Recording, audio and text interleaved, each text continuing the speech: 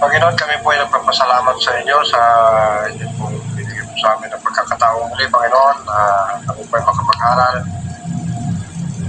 mula po sa inyo pong mga salita sa pamamagitan ng inyong pong lingkod, Panginoon, na magagamit sa oras na ito. At dalangin ko namin, Panginoon, at bigyan mo po siya, Panginoon, ng sapatang katalinuhan karunungan, Panginoon, upang mga may bahagi po niya sa amin, Panginoon, ay pumubos na maunawaan at magamit po namin, Panginoon, sa paglilingkod sa inyo at may bahagi din po namin, Panginoon. Lord God, dalayan po namin ang bawat kasama po namin na mag-aaral, makikinig, Panginoon, ay inyo po bigyan, Panginoon, ng kaunawaan mula sa ating pag-aaral at pag-usap ng Panginoon. Lord, gabayan po ninyo kami at sa aming pag-aaral, Panginoon, at kaya namin sa buong may taas, sa buong kalagitnaan. Kayo, Panginoon, sa aming purihin, Panginoon. At sa inyo po namin pinagkakatiwala ang aming pong pag-aaral ngayon, Panginoon, sa pamamagitan ng pangalan ng aming Panginoong Isus. Amen. Amen. Alright, so good thing good listening sa ating lahat. Welcome to Live Bible Class. At ang mag-present yan si Brother Rod. Yan, go ahead, Brother Rod, the floor is yours. Question muna kayo. Tapos na tayo sa chapter 1 sa the book of Romans. Chapter 2. Chapter 3. Chapter 4 na tayo. Ang record sa chapter 1 ay ipinakita ng Diyos ang sitwasyon doon sa mga tao nakatira sa Roma. Pagdating sa chapter 2, judgment. Ang judgment doon hindi lang sa taga-Roma, kundi buong mundo. Lahat, wala nang pagkakaiba, Jew and Gentiles. Tandaan natin yan. Kasi pagdating sa chapter 10, sabihin para sa Jewish. Tandaan natin sa chapter 2, chapter 3, lahat ng tao, walang Hudyo at Gentiles. The same status in the sight of God. Kasi may napakinggan ko na ang chapter 10 para lang sa mga Israel, hindi kasali ang mga Gentiles. Tandaan natin, ang chapter 1, doon sa lugar sa Roma, pagdating sa chapter 2, wala nang pagkakaiba ang judgment. Mayroong judgment doon sa Roma at saka yung nakaraan sa time pass, iba yung judgment nakabatay doon sa law. Chapter 2 verse 12. For as many as have sinned without law shall also perish without law. And as many have sinned in the law shall be judged by the law. For not the hearer of the law are just before God, but the doer of the law shall be justified. Panahon ni Moses, ang pamamaraan upang ang tao maging matuwid, kailangan tuparin nila yung batas. Yung law na ibinigay ng Diyos doon sa Mount of Sinai, ibinigay doon kay Moses, John chapter 1 verse 17. Pagdating sa under grace dispensation, iba ang judgment. Sinisiparate. Verse 16. And the day when God shall judge the secret of men by Jesus Christ according to my gospel. Under grace dispensation, ang gamitin ng Diyos sa paghatol sa tao tungkol sa kaligtasan sa pamagitan sa kagandahang loob ng Diyos. Gospel of Christ, gospel of God was given to Apostle Paul. So sa makatuwid, magkaiba na doon sa under sa law during the time of Moses. Panahon sa grace, Jew and Gentiles, i-judge sila according to the gospel of Christ was given to Apostle Paul. Okay, chapter 2, 2 Timothy verse 8. Remember that Jesus Christ of the seed of David was raised from the dead according to my gospel.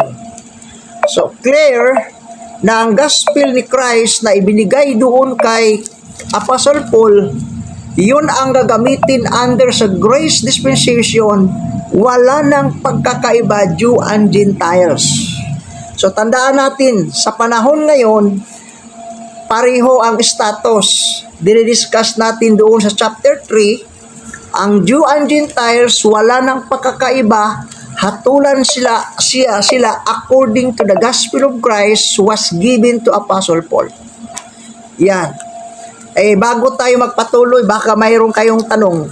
Kasi iwanan natin yung chapter 1, 2, and 3. 4 na tayo. Kaya lang tanong. Magtanong kaya mo na. Kasi pagdating natin sa chapter 10, wala na. 9 hanggang 16, wala nang pagkakaiba, Jew and Gentiles. Kasi maraming mga taong hindi gumagamit sa chapter 10 verse 9 kasi according to them, para sa Israel. Anong para sa Israel? Lahat na yan.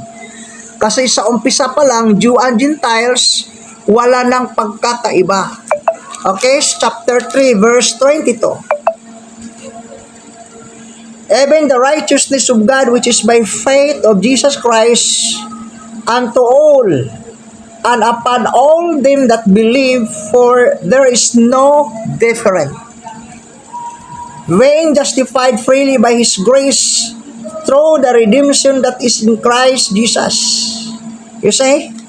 Verse 23. For all have sinned, even the righteousness of God which is by faith of Jesus Christ to all upon all them that believe, for there is no difference. 23. For all have sinned and come short of the glory of God. Ipinaliwanag ni Apostol Pablo, the same ang kalagayan sa Jew and Gentiles, ngayon under grace dispensation, pareho, wala nang pagkakaiba. And therefore, ini-introduce na yung kaligtasan, pareho din, wala nang pagkakaiba. Yan.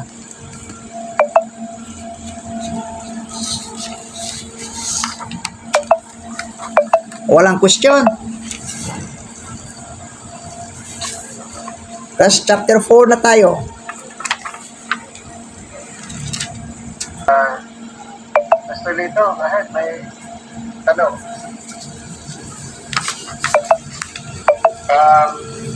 Doon po sa mga English na sa mga Israel, sa Israel. So, ibig sabihin, yung hindi na applicable sa kanila, yung kaligtasan na kanilang ina-apply. So, ibig sabihin nun ay kapag hindi sila naniwala doon sa grace ngayon o doon sa gospel ngayon sa mga Israel ay hindi sila maliligtas. Hindi. Kasi ang i-judge ngayon under grace dispensation, hindi na... Kahit na sinusunod nila yung dating Wala na. Pero sa panahon ni Moses, ang kaligtasan nila, ang justification doon sa law, chapter 2, verse 12, for as many as have sinned without the law shall also perish without the law. As many have sinned in the law shall be judged by the law. For not the hearer of the law are just before God, but the doer of the law shall be justified. Sa panahon ni Moses yun. Pagdating sa under sa grace dispensation, iba na. Chapter 3, verse 26. To declare, I say at this time. At this time, ibig sabihin sa panahon sa under grace dispensation. To declare, I say at this time righteousness, that he might be judged and the justifier of him which believe in Christ, in Jesus. Where is boasting then? It is excluded. By what law? Of works? Nay, but by the law of faith. 28. Therefore, we conclude that a man is justified by faith without the deeds of the law. Verse 29. Is he the God of the Jews only? Is he not also the Gentiles? Yes, of the Gentiles also. Sa panahon ngayon, Jew and Gentiles, ang i-judge para siya maging matuwid, para siya maging ma-justified according to the gospel of Christ was given to Apostle Paul. Yun na sa verse 16, "In the day when God shall judge the secret of men by Jesus Christ according to my gospel." So hindi mo pwedeng gamitin yung nakaraan, i-apply ngayon para ang tao maging matuwid sa harapan ng Panginoon. Hindi na siya pwede. Kailangan doon na siya under sa grace dispensation, law of faith. Yan. Acts chapter 13, verse 36 to 37. "But he whom God raised again saw no corruption. Be it known unto you therefore, men and brethren, that through this man is preached unto you the forgiveness of sin, and by him all that believe are justified from all things, from which he could not be justified by the law of Moses." So, kailangan talaga i-rightly divide. Iba yung under sa time pass, iba yung under sa grace dispensation. Yun ang Roma. Nag-i-explain sa nakaraan, nag-i-explain sa under sa grace dispensation, nag-i-explain tungkol sa God's wrath at doon sa darating na judgment. Yan. Sa makatuwid, ang tao i-judge ng Diyos base kung saan siya na under sa dispensation. Thank you po sa tanong. Mayroon pa. Si Brother John Bell, nagsasabi. Sige. Yung sa Romans 6:14, Brother Rod, pangkalahatan ba yan? Kumbaga, mananampalataya sa grace, tapos hindi naman. Kuan yan. Ang 6:14, explanation yan sa lahat ng tao under ngayon sa panahon natin. Tingnan mo ha, i-forward ko kaunti. Verse 6, chapter 7. "But now we are delivered from the law." Now, what kind of law is this? Ito po dito sa law of works. "That being did wherein we were held that we should serve in the newness of Spirit, and not in the oldness of the letter." Ano yung oldness of the letter? Doon sa nakaraan, tinatawag the law of works. Dalawa yun eh. Law of works under ni Moses, time pass. Law of faith under grace. Chapter 3, verse 27. "Whereas boasting then, it is excluded. By what law? Of works? Nay, but by the law of faith." Under sa grace dispensation, ang tao maging matuwid siya, maging ma-justified, batay sa law of faith. Pag naniniwala siya doon kang Kristo, naging anak siya ng Diyos, hindi na siya under sa law of works, doon sa time pass. Hindi na. So ito ang pag-divide sa the book of Rome. Dinidivide ni Apostle Pablo yung nakaraan during Moses time, at dinidivide na yung sa panahon ngayon under grace dispensation. Paano ang tao maging matuwid sa harapan ng Diyos during Moses time? Romans chapter 10 verse 4, verse 5. "For Moses describeth the righteousness which is of the law, that the man which doeth these things shall live by them." Ito po ang time pass. Pero sa panahon ngayon, iba. Chapter 3 verse 24. 3:24. "Being justified freely by His grace through the redemption that is in Christ Jesus, whom God hath set forth to be a propitiation through faith in His blood, to declare His righteousness for the remission of sins. Sa makatuwid, pagsabi na we are not under the law, but under grace, hindi na tayo under sa pag-administrate doon sa time past law of works, kundi under na tayo sa pag-administrate ni Apostle Paul sa law of faith under grace dispensation. For saints shall not have dominion over you, for ye are not under the law. What kind of law? Yung oldness of letter, yung lumang nakasulat.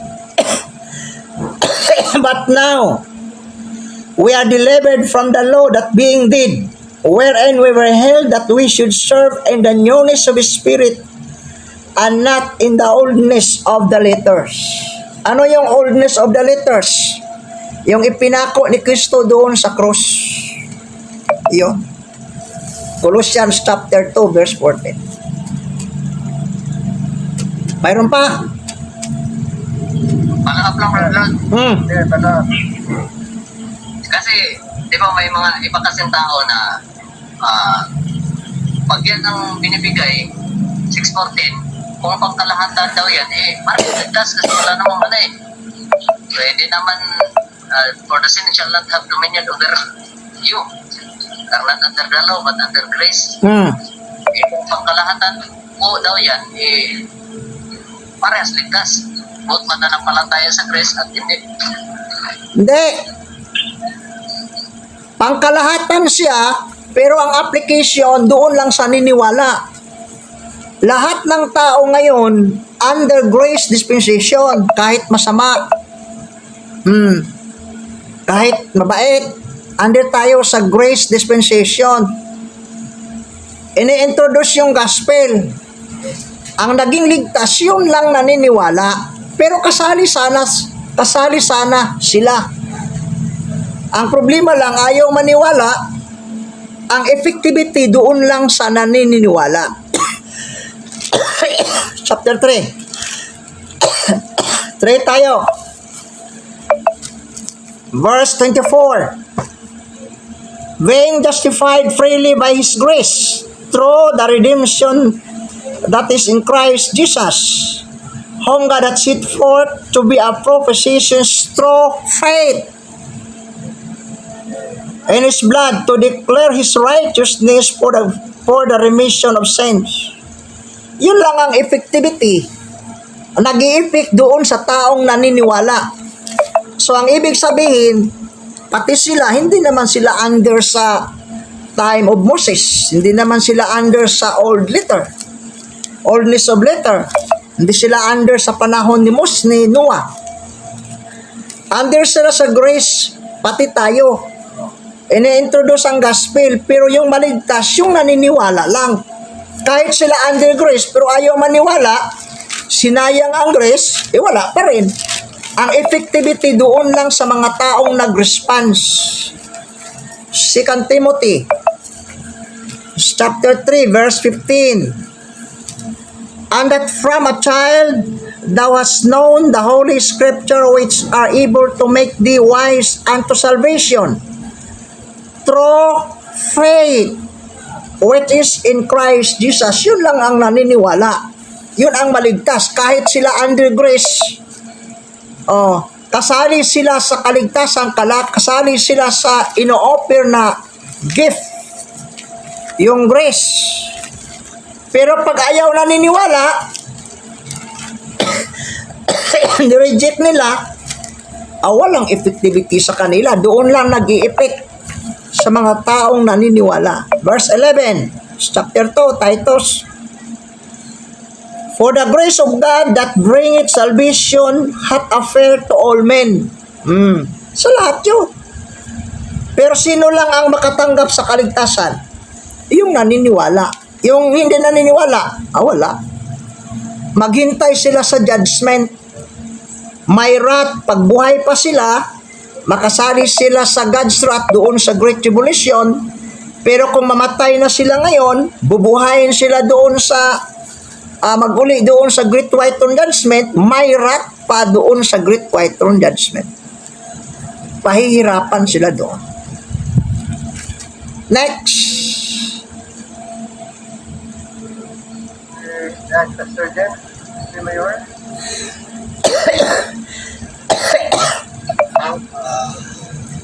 Gandang gabi po, Brother Ron. Opo.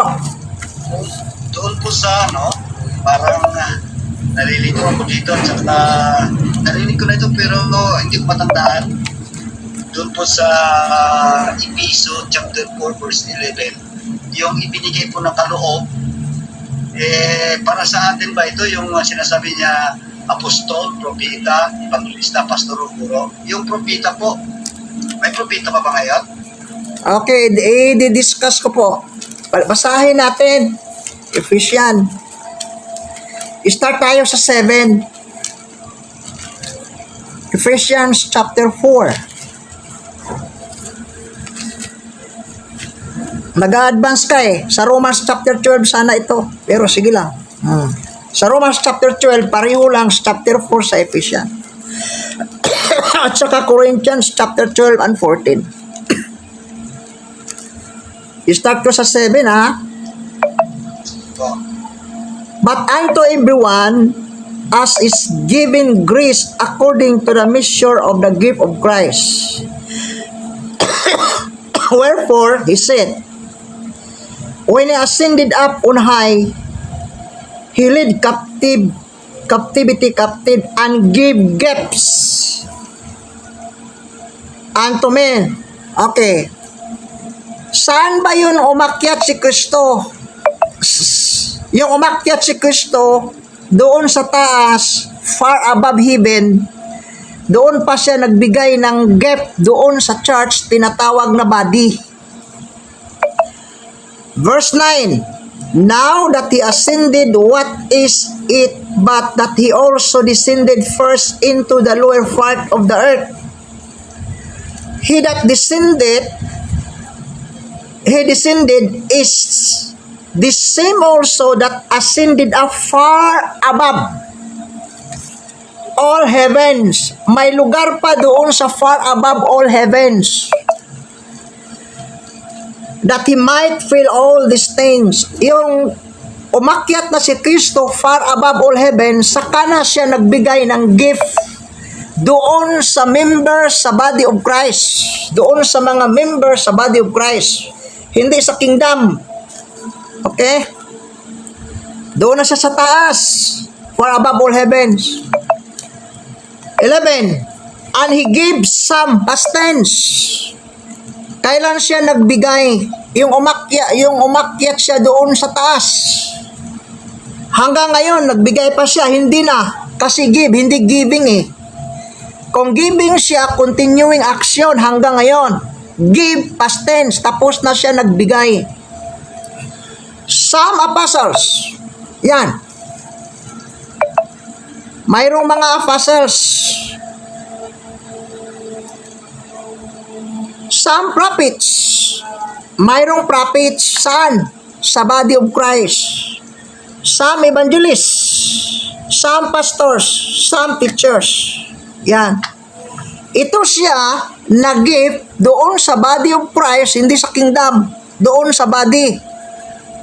Ibinigay ang gift doon to edifying the body of Christ. Kailan nagbigay ng mga apostles, teachers, pastor, yung umakyat si Kristo far above all heavens?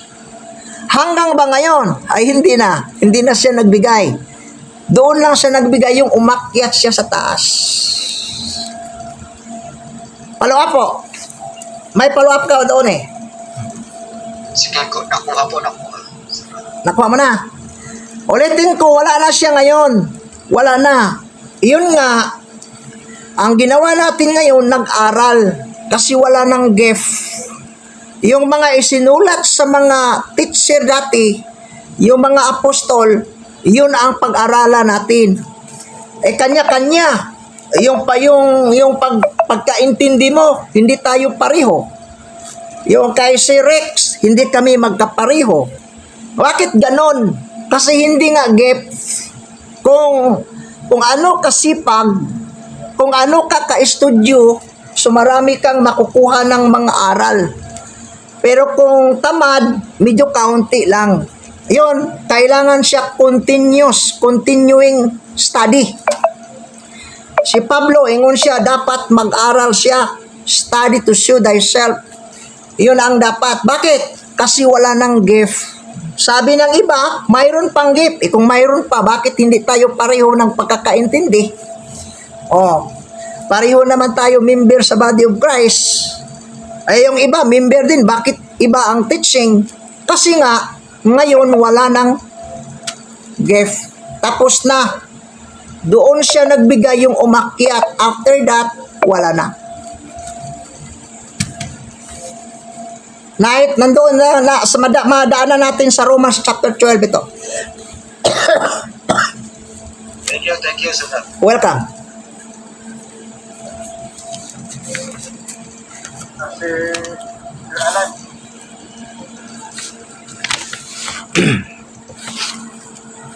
Good evening, Brother. Oh, good evening. Meron lang akong linawin. Sige po. Hindi ba pag ang gift para sa body, ang gift, Correct. ang gift dito yung apostles, prophets, evangelists, pastors, and teachers. Diba? So, nung umakyat siya sa langit, wala pa yung body. Saan itong mga apostles at prophets habang wala pa yung body? Kailan ito ibinigay? Kasi nung umuha pa siya sa sabi sa verse 10, verse 10, he that descended is the same also that ascended up for above all heavens. Bumaba mo na siya, 3 days siya doon. Sabi baga, 3 days and 3 nights Correct. at the heart of the earth.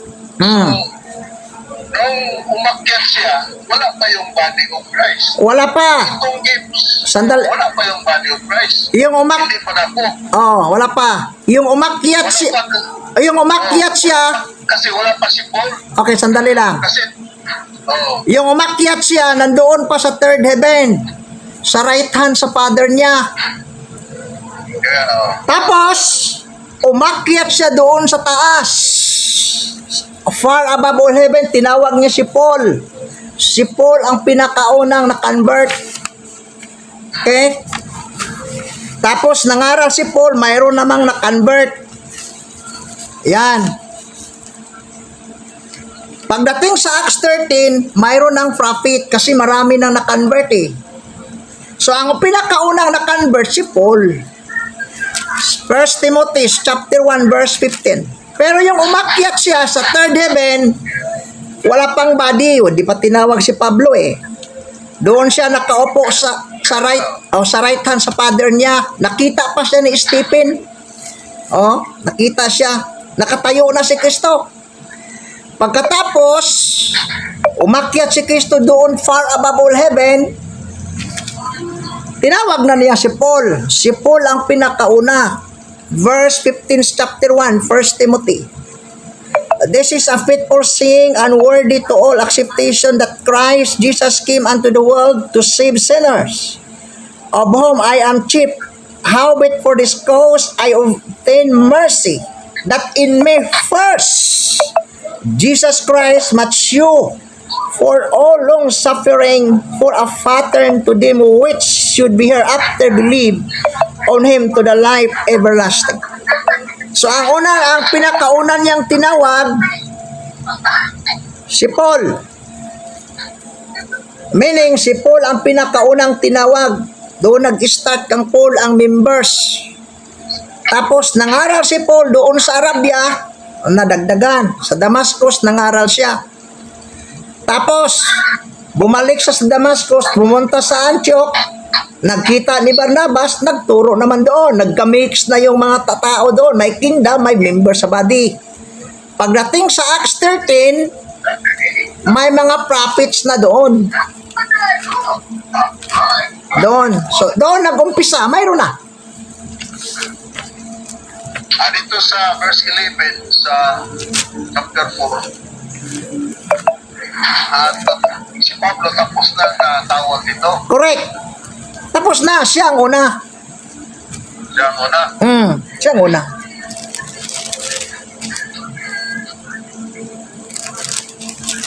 Tapos, mayroon siya na pangaralan. May mga member na. May member.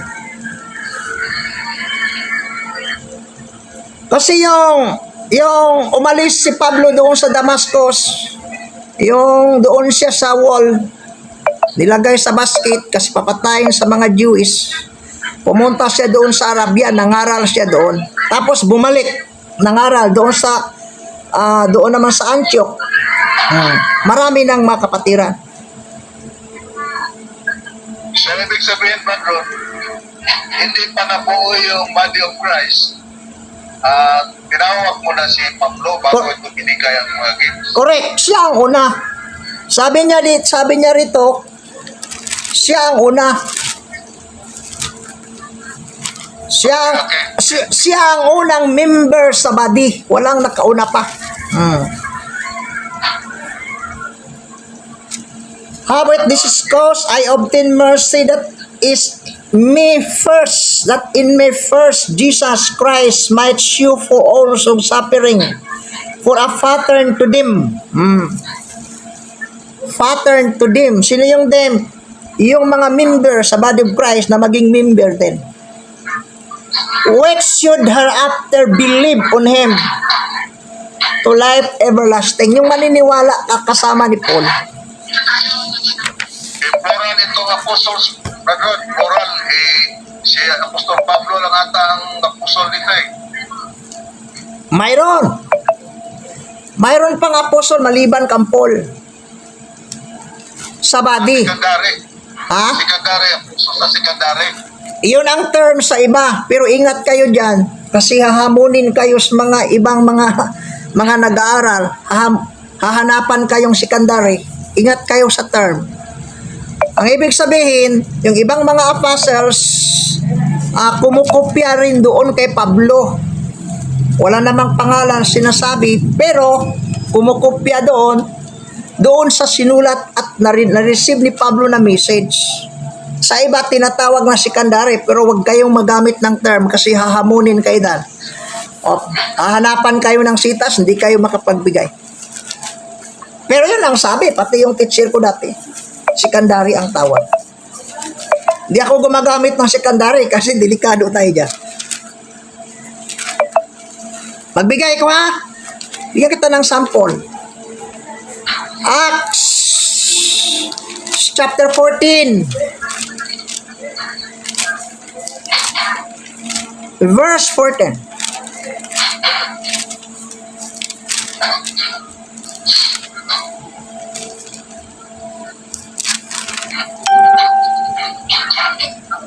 Which when the apostles, plural. Which when the apostles, Barnabas and Paul, the plural, hear of thee, they rent their clothes and run in among the people crying out.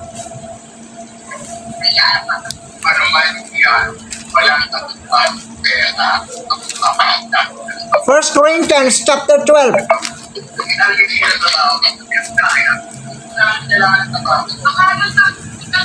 27. Now ye are the body of Christ and members in particular, and God hath set some in the church. First the apostles, secondarily prophets, thirdly teacher. After that miracles, then the gift of healing, help, governments, diversities of tongue. Plural. Corinthians 12. Okay na? Okay na, magawa na. Siyempre. Salamat. Wala nang question? Wala na siguro. Servant Joy, nagtaas ng kamay. Sige. Good. question ko po, kanina sabi mo, si Paul yung pinakaunang member ng Church, the Body of Christ. Tama po ba ang pagkarinig ko? Tama. Ibig sabihin, the Church, the Body of Christ, has already existed prior to the conversion of the Apostle Paul. Correct. Kailan po nag-exist yung Church, the Body of Christ, Wala- prior to the conversion of Wala pang mundo. Kasi yung ibang paniniwala, doon nagsimula kay Pablo. Hindi. Yung pagkabuo, yung third Brad Alan kanina, I think, hindi pa buo yung church. Pero si Pablo ang unang converted yung pagkarinig ko eh. Sabi mo kanina, si Pablo ang unang member. So that means, nag-exist na ang church, the body of Christ, before the conversion of the Apostle Paul. Second question is, if that's the case, kailan ba nag-exist ang church, the body, even before the conversion of the Apostle Paul? Wala pang mundo. Natago lang, mystery. Wala pang mundo kasi si Christ ang beginning eh. Basahin ko ha. Okay, Corinthians 12. Doon na revealed sa Acts 9 kasi si Christ ang beginning. Okay, chapter 12 verse 12. For us the body is one, and not many members, and all the members of that one body being many are one body, so also is Christ. Si Christ, tinawag siyang one body. Yung na-convert si Paul, binautismo siya sa Espiritu doon sa one body. Sino yon? Si Christ. 13. For by one Spirit are we all baptized into one body. Sino yung one body dito? Si Christ. Sinong nagbautismo sa atin doon kay Christ? Ang Spirit. Sa makatuwid, yung tinawag si Paul, ibinautismo siya sa Espiritu doon kay Christ. Nga siya ang tinawag one body. Naging member si Apostol Pablo at tayo. Basahin ko ha. Galatian. Kailan ba nag-start si Christ? Wala pang mundo. Pero hindi lang sinabi kasi mystery nga. Doon na na-reveal kay Paul nga siya tinawag palang body. Ito, basahin ko. Galatians chapter 3 verse 27. For as many of you have been baptized into Christ. Yung taga-Galacia, saan ibinautismo? Doon kay Christ, have put on Christ. For as many of you as have been baptized into Christ. Sino ang recipient? Si Christ. Bakit si Christ tinawag na recipient? Kasi tinawag na siya nga body. Sino yung naging member? Yung element. Yung mga believers. Sino ang nagbaptize sa mga believers? Spirit, Son. 1 Corinthians 12:13.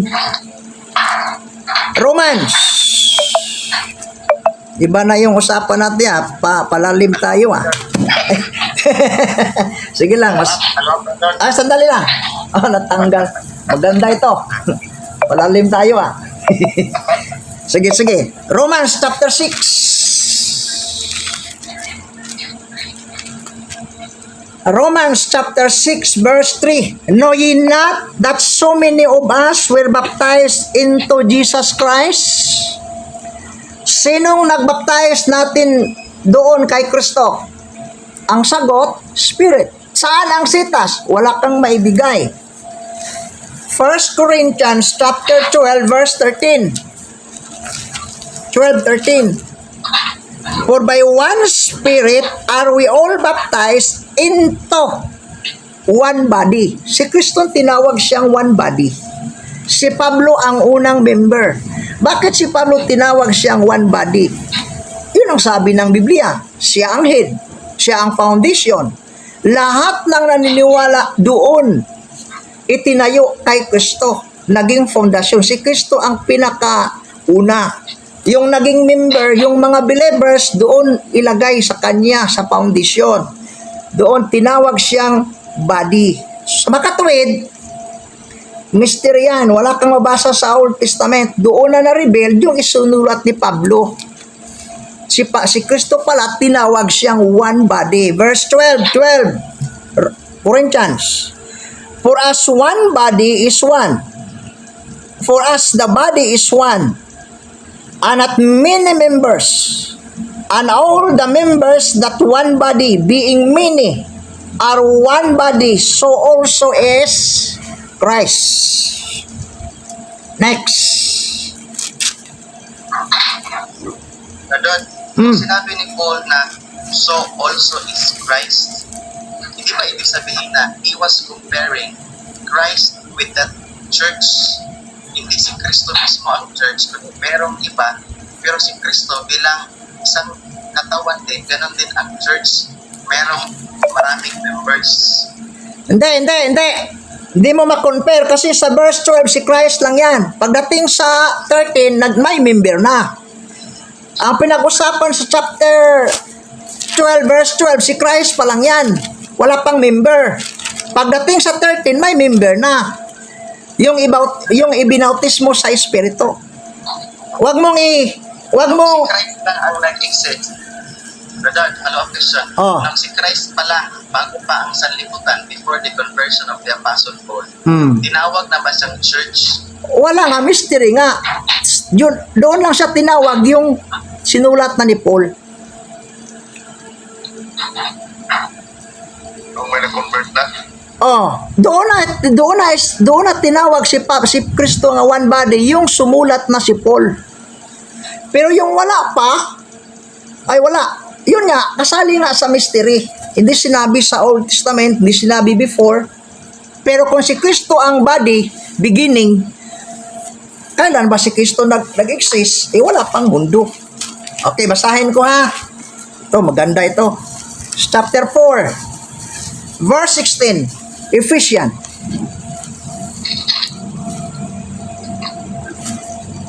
From whom, start tayo 15. But speaking the truth in love, may grow up into Him in all things. What is the head? Even Christ. From whom the whole body fitly joined together. From whom the whole body fitly joined together, and conflicting but that which every joint supplies according to effectual working. Sa kay Kristo talaga nag-umpisa ang body. From whom? Hindi nag-umpisa kan Pablo. Ha? Yung traditional belief na magsisimula lang ang church, the body of Christ, if there is one Jew and one Gentile na maligtas, that is totally irrelevant in contradiction to the teachings of the Apostle Paul. That's the teaching of the same. Mga bid'ahs, magsisimula ang church, the body of Christ, if there is one Jew and one Gentile. So doon kumukuha sa Ephesians chapter 3. Yun nga, yun ang teaching sa things to come mission. Hindi naman biblical yan. Wala kang maibigay.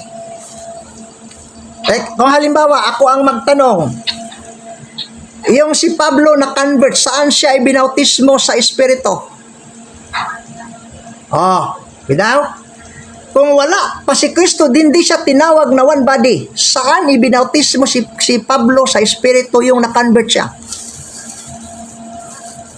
Yun ang hirap, no?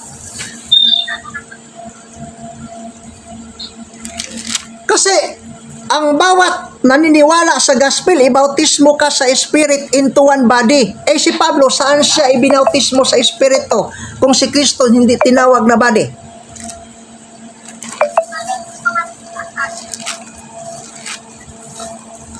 Pero, doon na na-reveal sa Acts 9. Naniniwala naman ako, doon na-reveal sa Acts 9. Yan.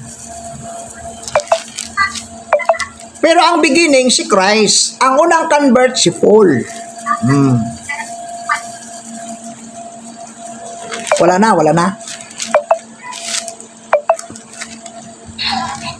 Ayan.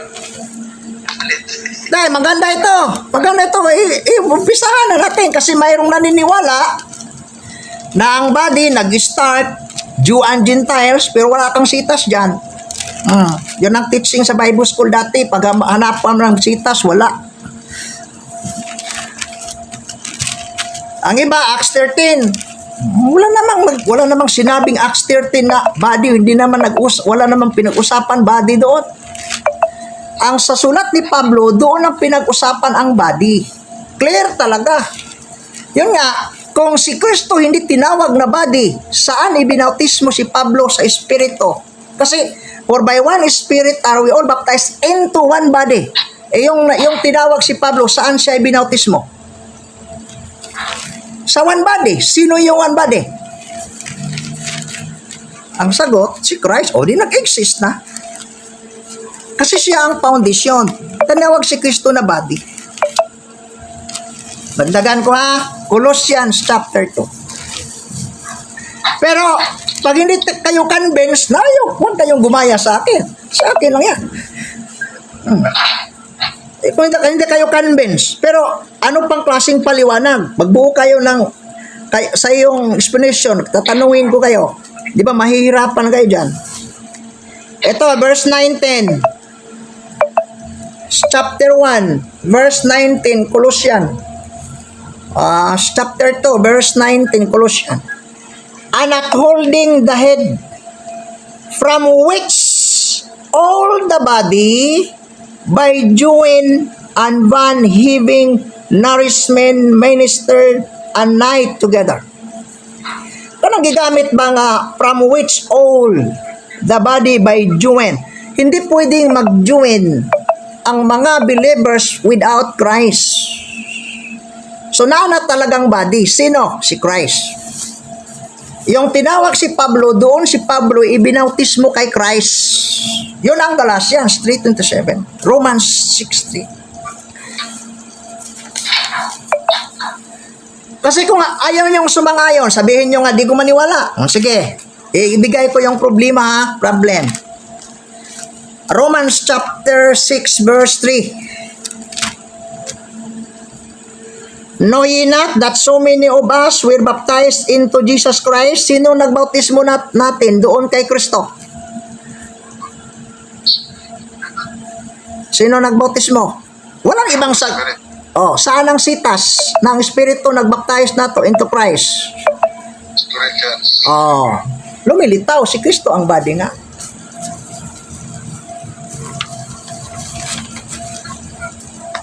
So brother, wala nang ibang record na ang Holy Spirit ang nagbaptize sa atin into one body. Maliban sa 1 Corinthians na. Wala na nga. Yun nga. Tagal kong hinahanap yun. Wala tayong may. Yun nga. Dumating sa isip ko na ang one body sa Corinthians, si Christ talaga. Kasi wala kang may. Hindi mo ma-reconciled, ma-solve ang problem sa Galatians 3:27, Romans 6:3. Pag hindi ka mag-admit na si Christ gitawag one body. Pag ayaw mong maniwala. Kasi wala nang iba, maibigay nga ibang sitas. Nakita mo yun si Juan Rolly, sino yun? Ibang kasama natin dati. Yung magaling mag-wielding sa Biblia. Sino ba yun? Orly? Nagbuo siya ng teaching. Sinisipay, ang ginawa niya, pareho lang ang baptism doon sa chapter 3 verse 11 sa Matthew at saka Acts 2 at saka Corinthians. Kasi ang gusto niyang gamitin yung baptizer hindi spirit, si Christ. Mas dali siyang ipaliwanag. Yun ang ginawa ni Orly. Pero ma-out of context kasi yung Acts 2 hindi naman under grace yun. Hindi naman body ang pinag-usapan doon.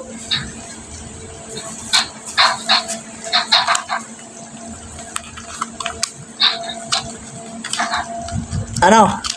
Wala nang tanong? Si Brad Janvel naman, brother. Sige. Galang. Sige, ikaw na muna, Brother Jeff.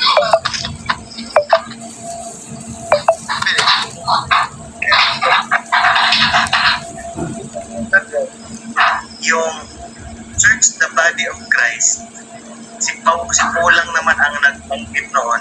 So hindi talaga pwedeng sabihin malapot ang katotohanan na it started in Acts chapter 2 nor in Matthew chapter 16 verse 18. Hindi talaga. It came ngayon, yung church na body doon sa Acts chapter 2 nagsimula. Maraming RD din ngayon, like dividers, yung ganun yung paniniwala ng iba. Oh, si Scofield. RD man yan, pero ayang paniniwala niya, Acts 2. Ipakita ko yung problema ha. Hindi sa Acts 2. Ito ang problema. Ephesians 3:6. That the Gentiles should be followers and the same body, partaker of His promise in Christ by the gospel. Ano bang klaseng gospel ito? Ito ang gospel ipinangaral ni Pablo. Ay doon sa Acts 2, hindi pa tinawag si Pablo, hindi pa na-receive yung gospel Acts 20:24. Hindi pa. Yung naniniwala ang mga tao doon, ang nagbaptize, hindi ang Spirit. Ang nagbaptize si Kristo. Ang ginamit ni Kristo, ang Spirit. Binautismuhan yung naniniwala. Sa makatuwid, dinagdag siya doon sa dating church. O hindi ba di? Ang gospel iba. At mayroon na nag-start. Kung may nag-start na, hindi doon kung nag-start na, hindi doon nag-start kasi mayroon na nag-exist eh. Chapter 2, Acts 47.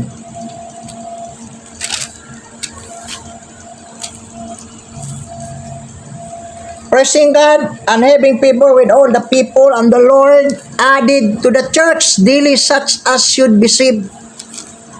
Yung may church nang nag-exist, anong church ito? Yung inumpisahan ni John the Baptist, ang Little Flock. Yung doon sa Apirom, nagtipon-tipon, one accord. Bininta yung mga ari-arian, doon sama-sama sila. Pagkain, sama-sama sila doon. 120. Yung may naligtas, naniniwala, idinagdag. Verse 41. Then they that gladly received His word were baptized in the same day, there were added unto them about 3,000 souls. 3,000 souls. Saan sila idinagdag? Doon sa 120. So, sa makatuwid, kung ang 120, 120, ligtas sila sa pamagitan sa Kingdom Gospel, hindi sila member sa body. Kasi maging member ka sa body through the gospel of Christ was given to Apostle Paul. Brother, Po. yung salita ng church, sa 1 Corinthians chapter 12, ang sa Greek daw sinasabi ecclesia. Diba? Called out assembly or mga people yan. Paano masasabing church? Hindi pa naman marami ang members. Si Pablo ang una. Depende sa definition. Ayong church doon, pwede mong i-apply doon sa church in the wilderness. Church dito sa Acts 2. Pero sa church nga si Kristo ang beginning, hindi mo pwedeng i-apply. Iba nga, i-apply mo doon, pwede doon sa Little Flock, i-apply mo doon sa wilderness, pwede. Pero pagdating dito sa under grace dispensation, sa kay Christ, hindi mo pwedeng i-apply. Bakit? Kasi si Kristo tinawag siyang body. Siya lang isa. Paano mo pag-apply doon? So, ang ibig sabihin, hindi lahat ng definition ma-apply doon sa lahat ng church.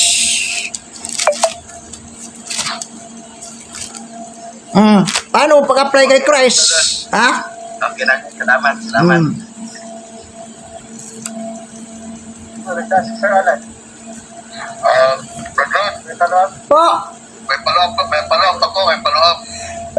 Diba sinabi mo na Pablo ang unang nabautismuhan sa Holy Spirit at saka kailan lang nagkaroon ng body? hindi nagkaroon. Ako nagtatanong ko, yung si Pablo na convert, binautismo siya sa Espiritu. Saan siya ibinautismo kung wala pa'y body?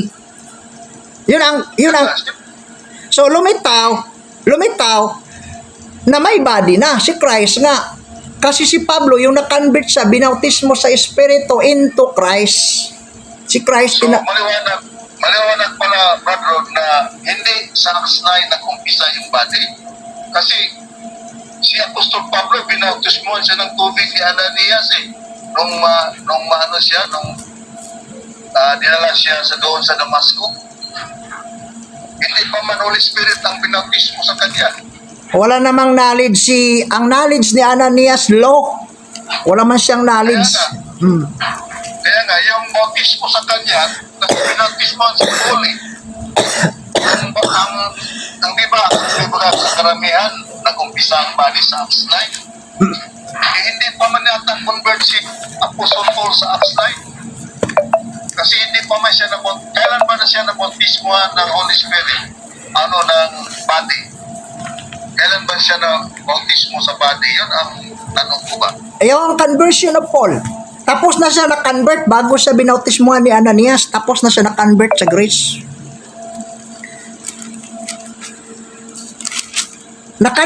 Yung pumunta si Ananias, na-receive na ni Pablo ang instruction ni Christ. Na-receive na.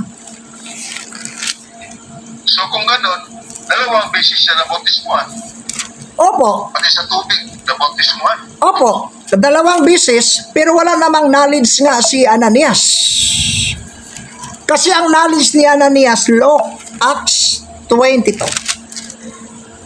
Ginawa niya kasi ang knowledge ni Ananias tungkol sa law. Kaya nga, Pero ang basta, gusto sabihin, yung pagka-convert ni Apostol Paul nang binautismuhan siya doon sa body of Christ, sa body ni Christ. correct. Si Christ, doon kay Christ talaga. Si Christ, doon siya binautismo kay Christ. Ang Spirit mo yung nagbautismo sa kanya doon kay Christ. So, ibig sabihin, dalawang beses siya na bautismuhan. Kasi, sabi mo baga, nag-convert na siya bago siya na bautismuhan ni Ananias. Nag-bautismuhan pa siya ulit ng tubig. Correct. Pero kang Ananias lang yan. Kasi ang knowledge ni Ananias, law. Hindi pa niya alam yung grace. Basahin ko ha. Acts 22 verse, start tayo sa 12.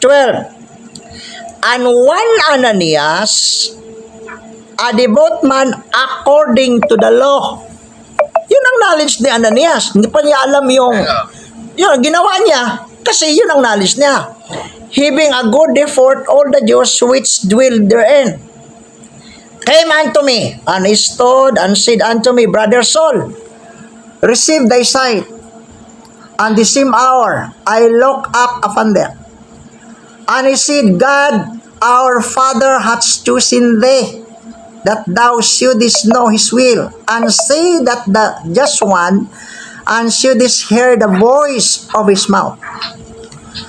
Verse 16, and now, why tarriest thou? Sinong sabi? Si Ananias. Yun ang knowledge niya. Arise, and be baptized, and wash away thy sins. Yun ang knowledge ni Ananias. Pero hindi yun ang teaching ni Paul.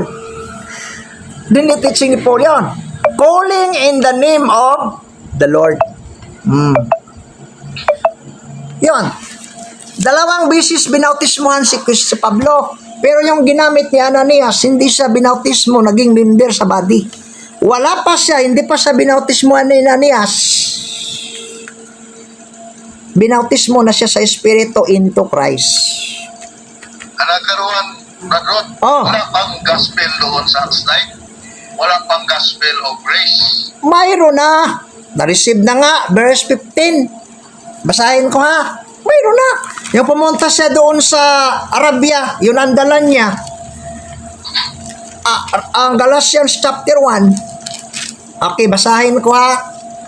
Acts 9. Start tayo sa 6:5. And he said, Thou art Lord. And the Lord said, I am Jesus who thou persecutest. It is hard for thee to kick against the prick. And he trembling and astonished said the Lord, What wilt thou have to me to do? And the Lord said unto him, Arise and go into the city, and all be told thee what thou must do. doon na sinabi na. Doon sa Damasco, sinabi na ni Kristo, hindi pa sa binautismuhan ni Ananias, sinabi na ni Kristo doon kay Pablo anong gawin niya.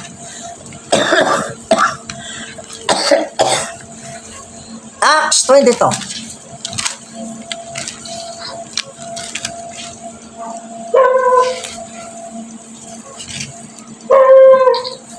Acts 22 verse 9. And they that were with me saw indeed the light, and were afraid, but they heard not the voice of him that speak to me. And I said, what shall I do, Lord? And the Lord said unto me, arise and go into Damascus, and there it shall be told thee of all things which are appointed to thee to do. Sa Damascus, sinabi na ni Kristo ang gospel doon kay Pablo.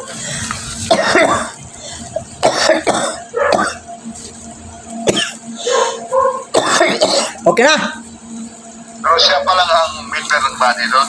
Correct. Dahil siya pa lang ang member ni Christ, para hindi ka malito. Siya pa lang ang member ni Christ na si Christ gitawag og body.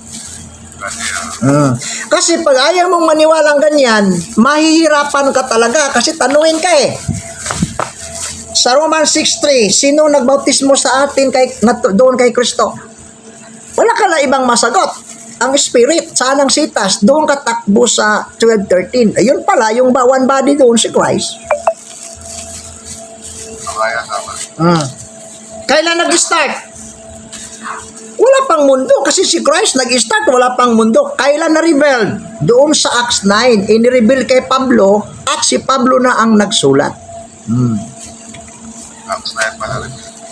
Acts 9 na-reveal. Tama. Next. Yeah. Ano, si Arlie, last mo sabay. Next question.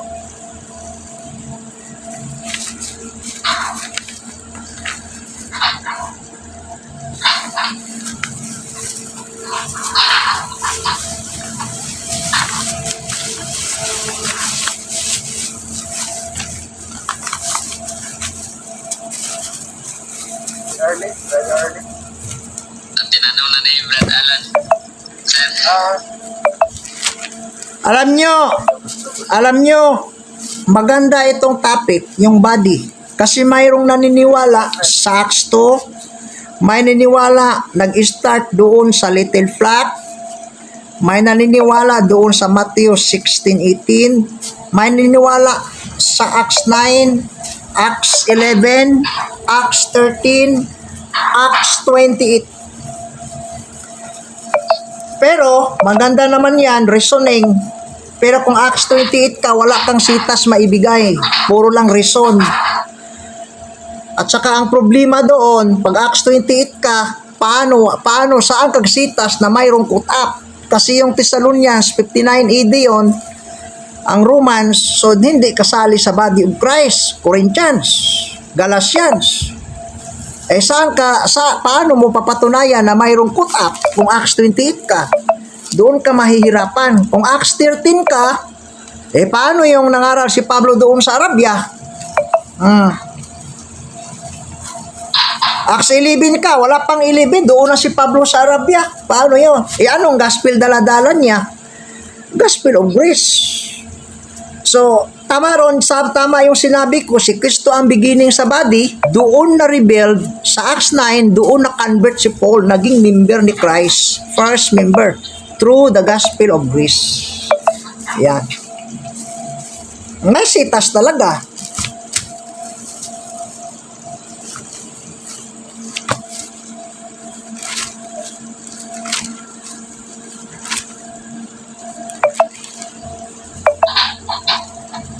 Bana.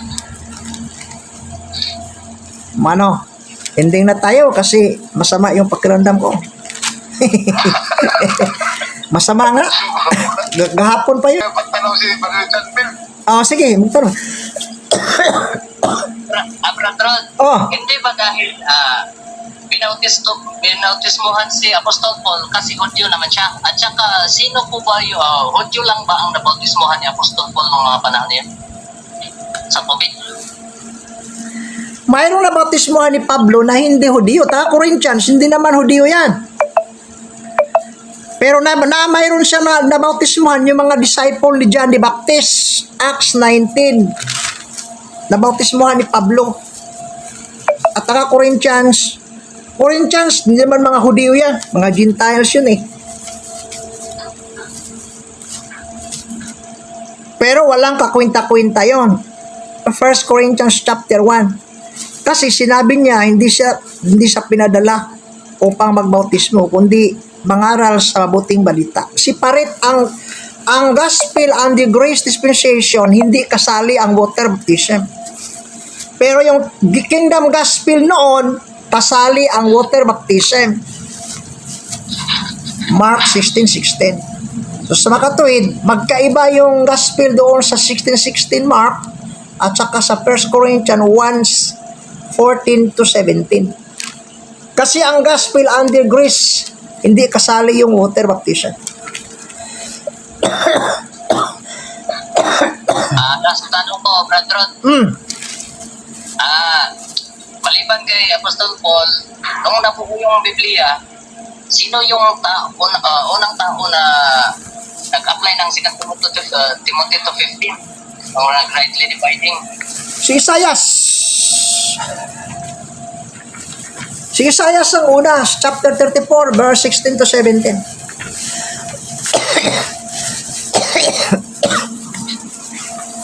At saka yung time, diniscuss ni Daniel. Basahin natin.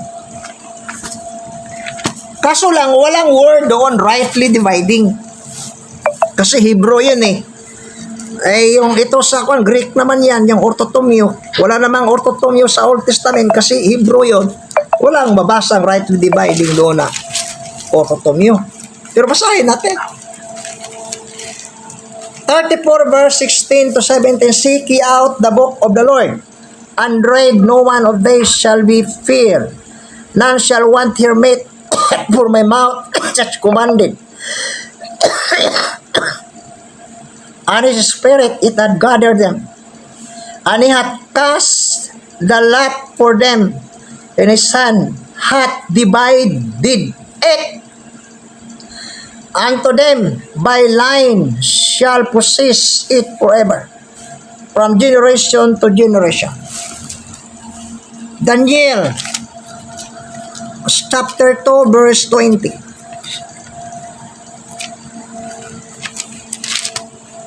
Daniel 2:20.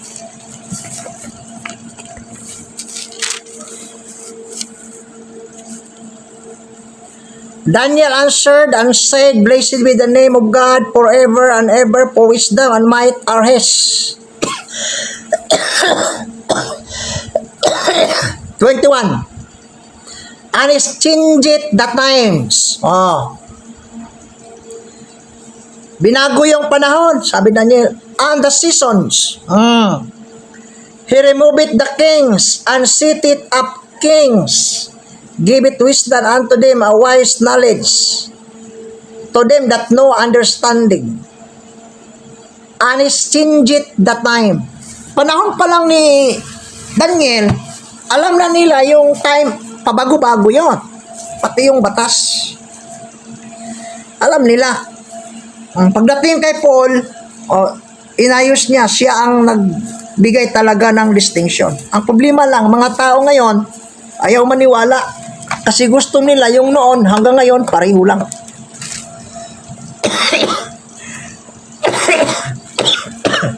Next.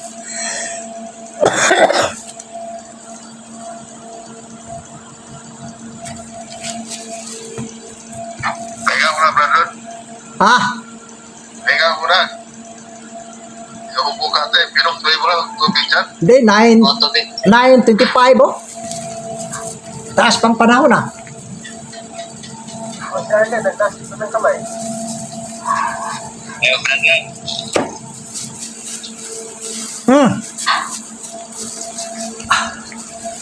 Bakit ang tao na binautismuhan si Pablo, di ba sa Acts 9, sinabi na doon sa Damasco, sinabi na ang lahat na gagawin ni Pablo. So, kasali ba doon na sinabi sa kanya na magbautismo siya? Hindi. So, bakit na nagbautismo? Hindi naman sinabi pala. Itong sagot, 1 Corinthians chapter 9, verse 19-20. Strategy yan, strategy. Chapter 9, verse 19-20. For though I be free from all men, yet have I make myself servant unto all, that I might gain the more.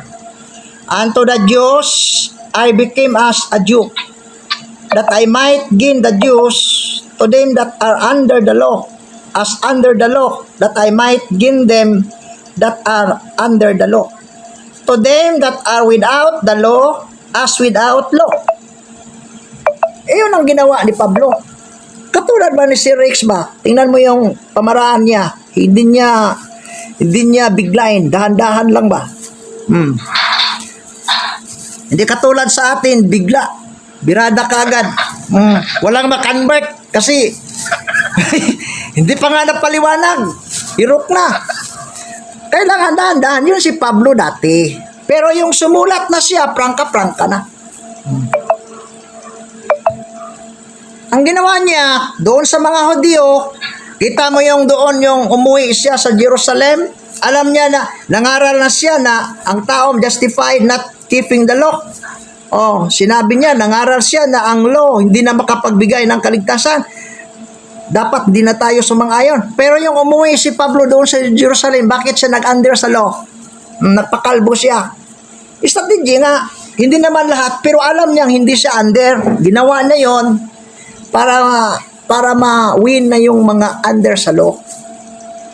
Pero, dumating ang panahon, yung sumulat siya, prangkahan na. Yan. Sa atin, mahirapan tayo mag-apply yan kasi sa atin, hindi tayo makapagpigil eh. Pag may nakausap, diretso, biglaan talaga. Mali. Pero may kasamahan naman tayong magaling pa rin mag-adjust. Dahan-dahan lang. Kasi yun ang ganda. Dahan-dahan lang, huwag biglain. Kasi ayaw na bumalik. Dati dito, may classmate kami dati dito. Iba yung teaching. Inaatake ko, hindi na nag-aral. Umalis na.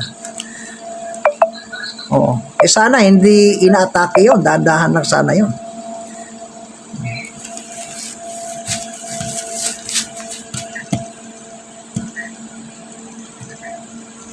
Wala na? O kayong iba po, Baka mayroon pa kayong mga tanong, question and answer naman eh. So, brother, so may strategy si Pablo na walang kakwinta-kwinta. Mayroon kasi ang nangyari doon, yung ginamit niya, dinakip pa rin siya eh. Bugbog pa. Ayun talaga sa ministry. Minsan mayroon tayong ginagawa na minsan walang kakwinta-kwinta. Katulad yung gumagawa tayo ng instrument, mag-invento tayo. May mga taong gustong mag-experiment, ayaw magastos. Gusto nga mag-experiment, kuha ka agad. Hindi, pag mag-experiment ka, mayroon talagang failure yon. Gagastos ka talaga. Ganon sa ministry. Mayroon tayong pamamaraan na minsan useless, wala namang kakwinta-kwinta. Pero next naman, another naman, hanggang naging effective. Ganon rin si Pablo. Mayroon siyang ginagawa na minsan walang kakwinta-kwinta, pero hindi naman lahat. Yung iba, effective naman. Katulad yung ginagawa niya, bawat synagogue, pinasok niya. Bawat sabat, pinasok niya. Delikado yung buhay niya dun eh. Bugbog pa siya. Pero wala siyang pamamaraan. Kasi ang mga tao ayaw magtipon pag hindi sabat. ay noon pag araw ng Sabat doon nagtitipon-tipon, di yun ang oportunidad niya. Pumunta siya doon ng aral. Galit ang mga tao kasi iba yung aral niya. Kabaliktaran doon sa dati nilang nalaman. Yun nga, ang hirap nga. Ito sa atin ngayon, yun ang pinakamahirap kasi nangaral tayo. Ang aral natin, ngayon lang nila napakinggan, ay yung dating napakinggan, iba, yun nga, ang hirap maniniwala. So maghahanap tayo ng strategy.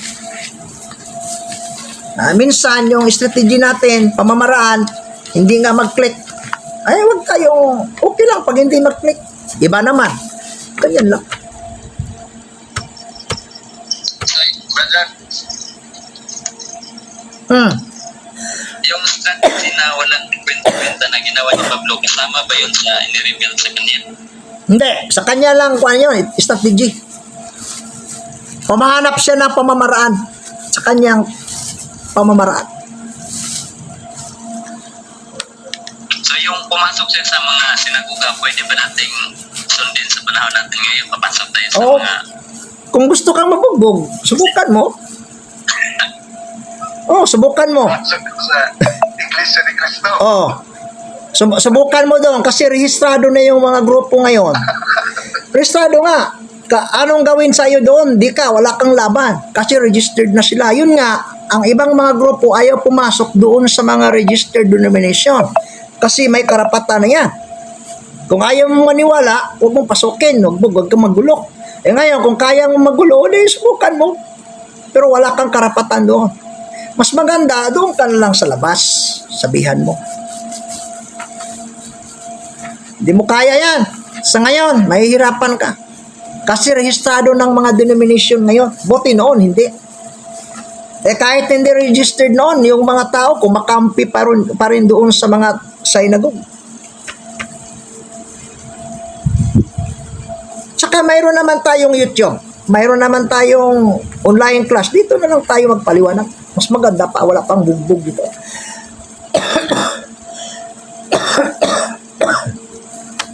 Si Pastor James na nagtas ng kamay. Pastor James. Sir Rod, meron pa sa verse 8, Ibiso. Verse 8. Sige. Opo. Sige. Yung sabi niya po dito ay nagdala ng maraming bihag sa langit.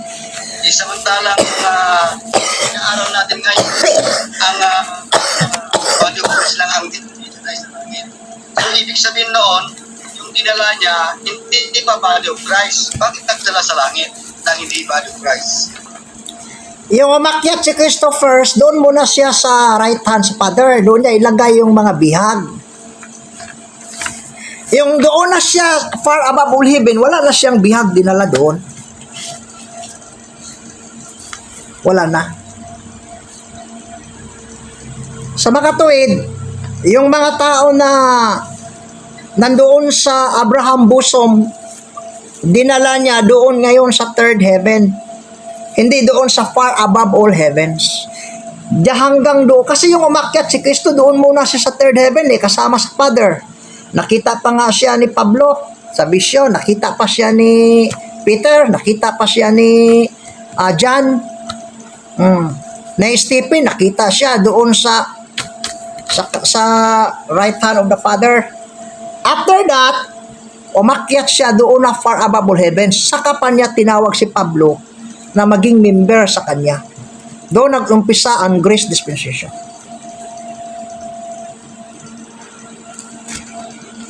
Okay na kapatid? Pinasa na, okay na. Wala namang dinala doon sa far above all heavens kasi walang makapuntang tao doon. Far above all heavens, walang taong makapunta doon. Si Kristo lang. Ito, basahin natin ha. 1 Timothy chapter 6 verse 15.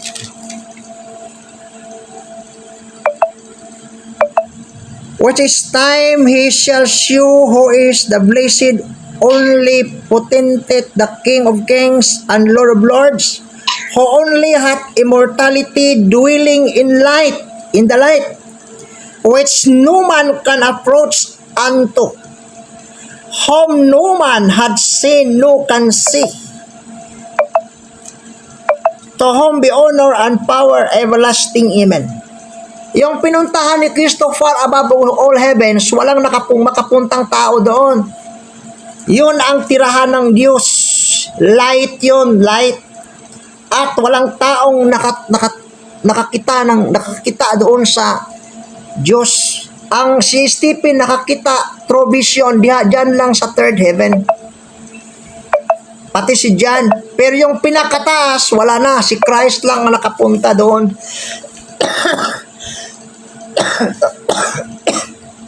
So yung mga bihag, yung captivity captive, doon lang sa third heaven. Yan. Ang tao namatay ngayon, doon rin ang kaluluwa nila at saka espiritu. Diyan lang sa third heaven, hindi doon sa far above all heavens.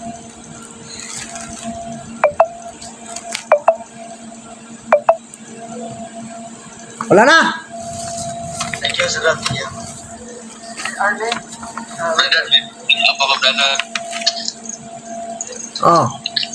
Bakit sila tinawag na bihag? So, kanino sila na nabihag? Okay, Acts chapter 26. Acts chapter 26, tugod tayo sa 17. Start, 17.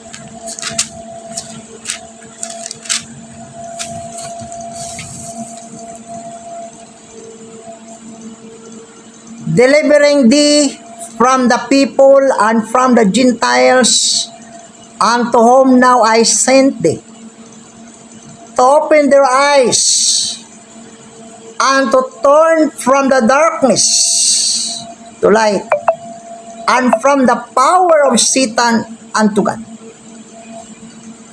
Saan sila nabihag? Galing kay Satan. Dinala sila, kinuha doon sa Diyos. So ang mga tao na hindi pa nabihag, nakuha ng Diyos, alipin sila ni Satanas. Yung nakuha na sila, tinawag silang captivity captive, bihag. Saan galing? Kay Satan. Kasi under control na sila ng Satan eh. Katulad ngayon, panahon sa grace. Dispensation, sa under grace dispensation. Colossians 1:13.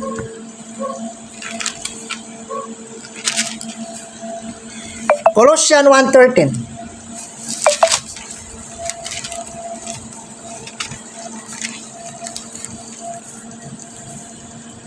Who hath delivered us from the power of darkness. So ang mga tao under grace, yung naniniwala sa gospel, i-deliver tayo from darkness. And hath translated us into the kingdom of His dear Son. Inilipat tayo doon kay Christ.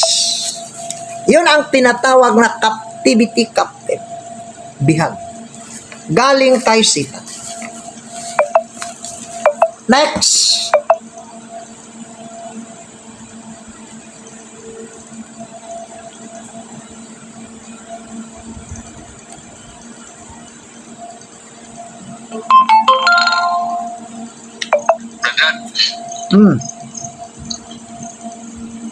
Bukod doon sa mga verses na binigay nyo sa under grace dispensation, so may ibang verse pa ba na hindi under grace dispensation na kinuha sila gikan sa mula sa darkness then into light? Di ko sigurado. Mayroong sinulat si Peter, pero hindi masyadong clear. Pero basahin ko lang, baka makatulong. Chapter 2.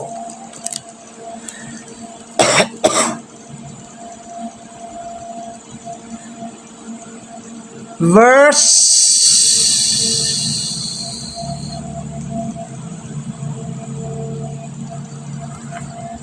verse 9, verse 9.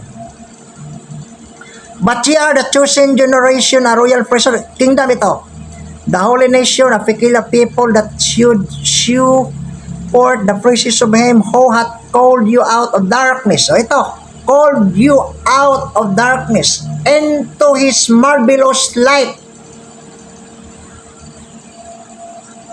Ang little flock ito dati, naging multitude, tapos nagkawatak-watak, naging scattered, doon na ninirahan sa mga Gentiles. Ang ginamit dito, who hath called you out of darkness into his marvelous light.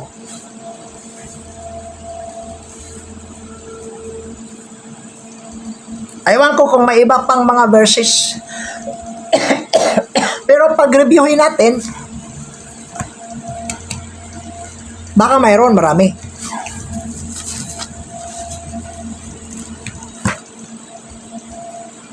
Maraming salamat, Brother Ron. Welcome.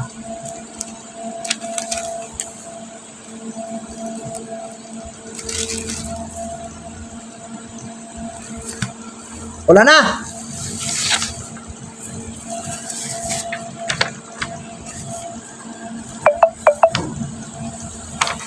Yan, meron pang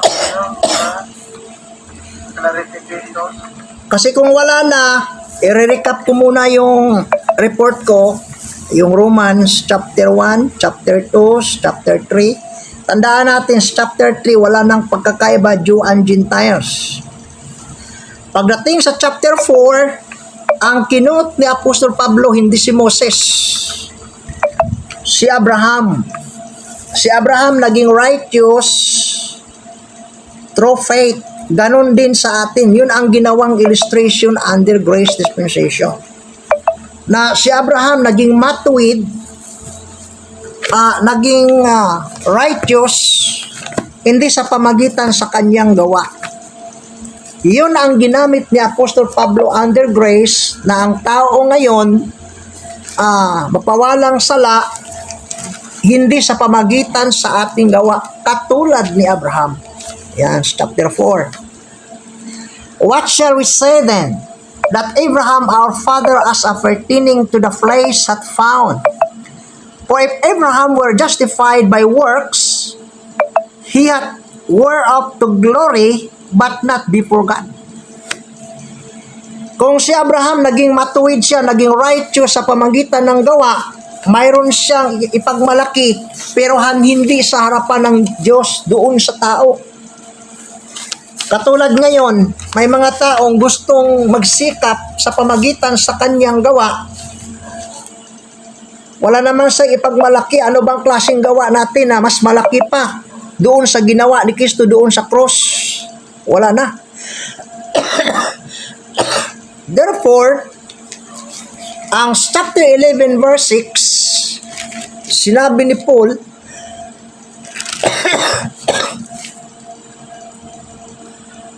and if by grace, then it is no more works. Otherwise, grace no more grace. But if there be works, then it is no more grace. Otherwise, work no more works.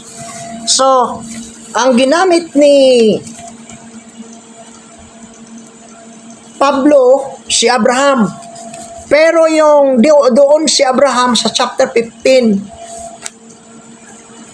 si James gumamit ding ilustrasyon kay Abraham sa chapter 2. Pero ang ginamit ni James doon sa chapter 22, yung nag-offer si Abraham doon sa kanyang anak ng Isaac.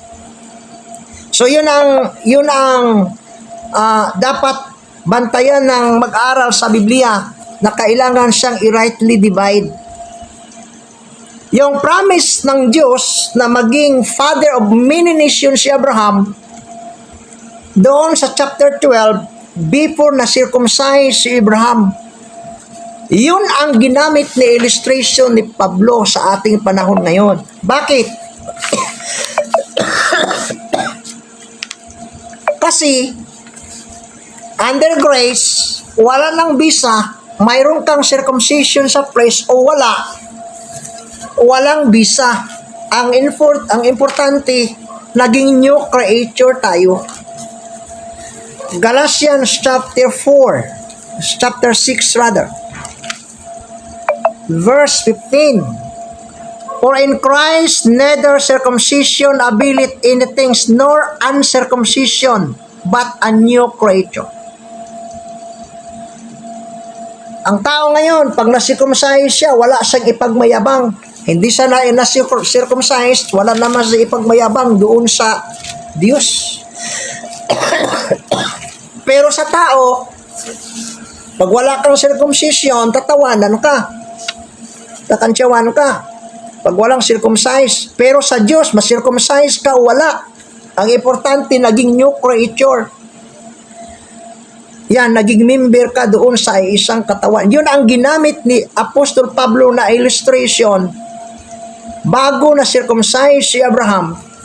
Chapter 17, chapter 15, naging righteous na si Abraham. Bago niya ini-offer si Isaac, naging righteous na si Abraham. Yun ang ginamit na quotation or illustration ni Apostol Pablo under sa grace dispensation.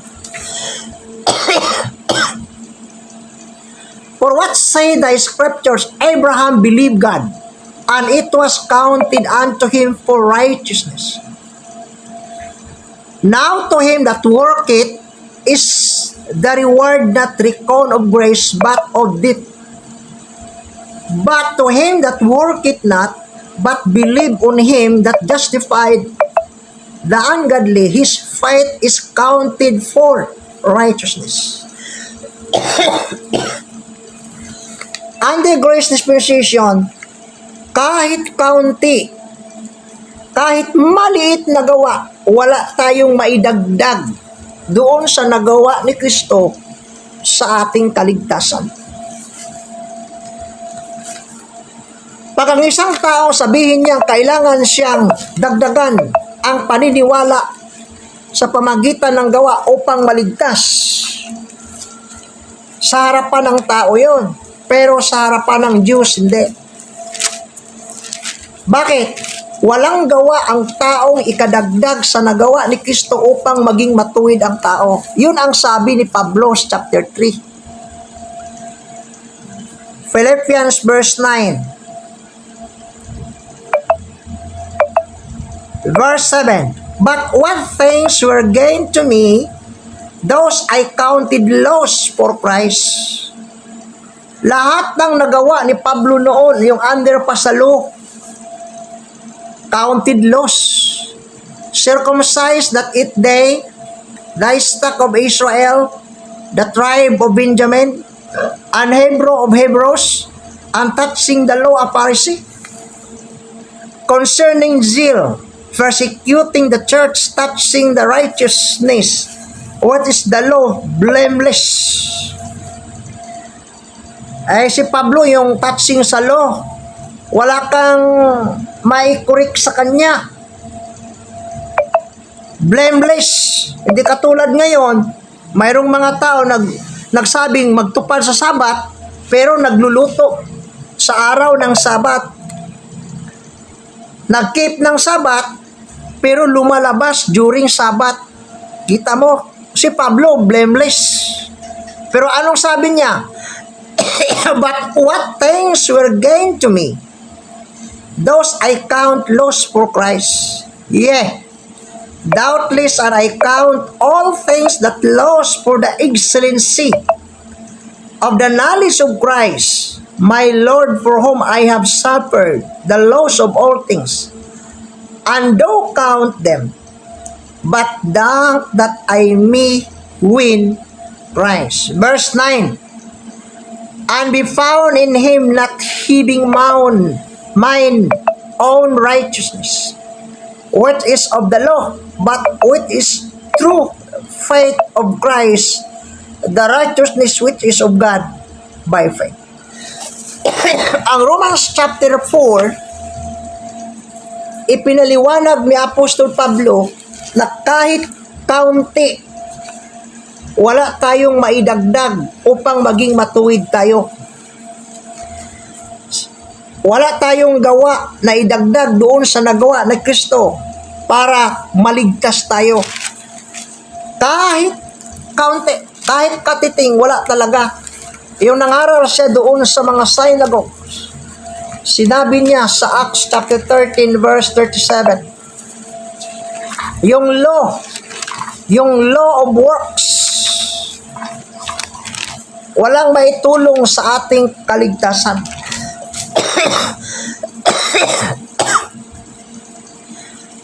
But he whom God raised again saw no corruption. Be it known unto brethren, men and brethren, that through this man is preached unto you the forgiveness of sin, and by him all that believe are justified from all things. From all things, from which ye could not be justified by the law of Moses. Next time, itutuloy natin ito. Parang iba na yung nag-atake sa ubo ko. Okay, baka may pandagdag pa kayo ng question. Meron ko bang question dyan, no? Ibang natapat, ano? Or clarification.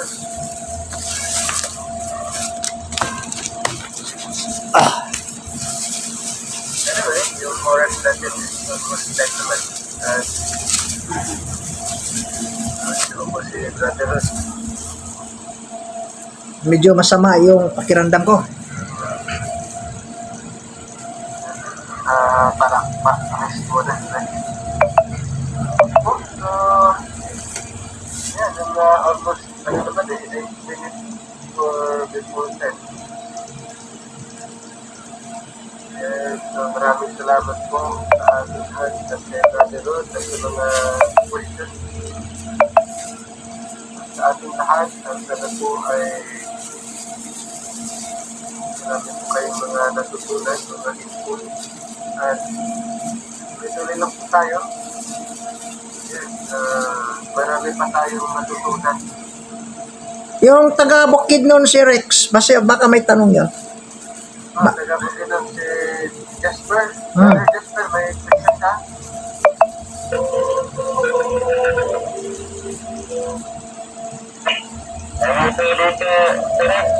Ay, maingay na, oh. Tama. May kanta 5. May, ano yan, sa sila, may fiesta, baka may fiesta doon. Si Brother Romel, baka may, ano,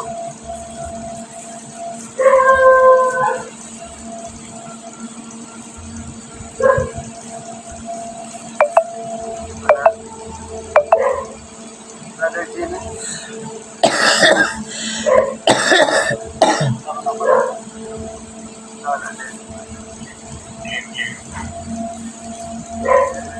Brother Jason, meron.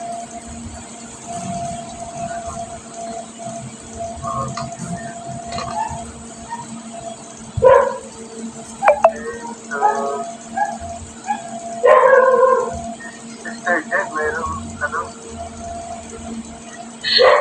Good evening po, Pastor. Sa susunod po kasi clear po sa akin yung iba, meron lang po, pero sa next na lang.